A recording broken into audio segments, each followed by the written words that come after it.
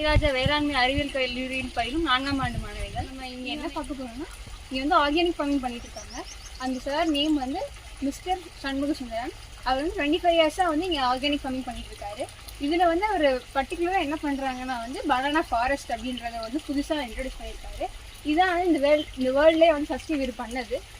இது என்னன்னு சொல்லுவாங்கன்னா வாழை வனம்னு சொல்லுவாங்க. இந்த அழகான வாழை வனத்தை வந்து அவர் எதுக்காக கண்டுபிடிச்சாருன்னா வந்து இப்போதைக்கு நம்ம இந்த வேர்ல்ட்லேயே வந்து குளோபல் வார்மிங் வந்து ஒரு சீரியஸ் ப்ராப்ளமாக இருக்குது. இப்போ கரண்ட்டில் வந்து நம்ம 1.5 டிகிரி செல்சியஸ் வந்து நமக்கு இன்க்ரீஸ் ஆகிருக்கு. அதனால நம்மளால் வந்து லிவ் பண்ண முடியாது, ரொம்ப சஃபகேட்டிங்காக இருக்குது. அதனால் அது ரெடியூஸ் பண்ணுறதுக்காக தான் இவர் வந்து இந்த வாழை வனம் அப்படின்றது வந்து ஐகேர் டைப் மூலமாக வந்து கொண்டு வந்திருக்காங்க. அதுக்கப்புறம் இந்த வாழை வனத்தில் என்னென்னா, இவங்க வந்து ஃபஸ்ட் வந்து ப்ளவிங் பண்ணிடுவாங்க. இந்த லேண்டை ப்ளவ் பண்ணிட்டு ஜேசிபி மூலமாக இந்த மாதிரி ரைஸ்டு பெட்டை வந்து அவங்க ஜேசிபி மூலமாக வச்சுருவாங்க. அது வந்து 8 ஃபீட் டயாமீட்டர்லையும் 2.5 ஃபீட் ஹைட்லேயும் இருக்கும். அப்படி இருக்கும்போது நடு சென்டரில் வந்து ஒரு கான்க்ரீட் மாதிரி போட்டு, அது சென்டரில் கான்க்ரீட்லேருந்து ஒரு 4 சைடும் வந்து 4 பனானா ட்ரீயை வந்து பிளான் பண்ணுறாங்க. அது வந்து ஒவ்வொரு ஸ்பேசிங்கன்னா 2.5 ஃபீட்டில் இருக்கிற ஸ்பேசிங் ஒவ்வொன்றும். இப்படி பிளான் பண்ணியாச்சு. பிளான் பண்ணதுமே வந்து ட்ரிப் இரிகேஷனை வந்து வாட்டர் சோர்ஸாக கொடுக்குறாங்க. அப்படி கொடுக்கும்போது இது ஒரு 6 மந்த்ஸ்க்கு அப்புறமா வந்து இந்த மாதிரி சைட் செக்கர்ஸ்லாம் வந்துடும். அப்போ பர் ட்ரீக்கு வந்து ஒரு சைட் செக்கர் மட்டும்தான் வந்து அவங்க வச்சுக்கிறாங்க. மீதி இருக்கிறது எல்லாருமே வந்து டீசெக்கரிங் பண்ணிடுறாங்க.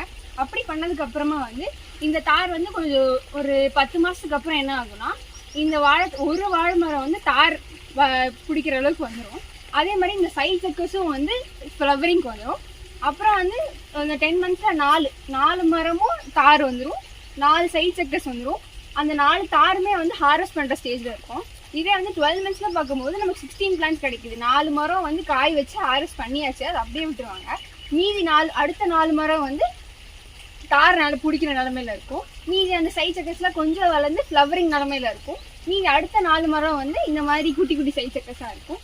இதை பண்ணுறதுனால அவங்களுக்கு என்ன நடக்குது, இயர் ரவுண்ட் வந்து ஹார்வெஸ்ட் பண்ணுறாங்க. அதனால வந்து ஈல்டும் அதிகமாகுது, நமக்கு இன்கமும் நிறைய கிடைக்குது. இல்லையா 3 ஏக்கர் பண்ண வேண்டிய இந்த ஃபார்மிங்கை வந்து 1 ஏக்கர்லேயே பண்ணி 3 டைம்ஸ் வந்து ஈல்டு இன்க்ரீஸ் பண்ணுறாங்க. நார்மலாக வந்து பனானா ஃபார்மிங்கில் 1000 பஞ்சஸ்லாம் நமக்கு கிடைக்கும்.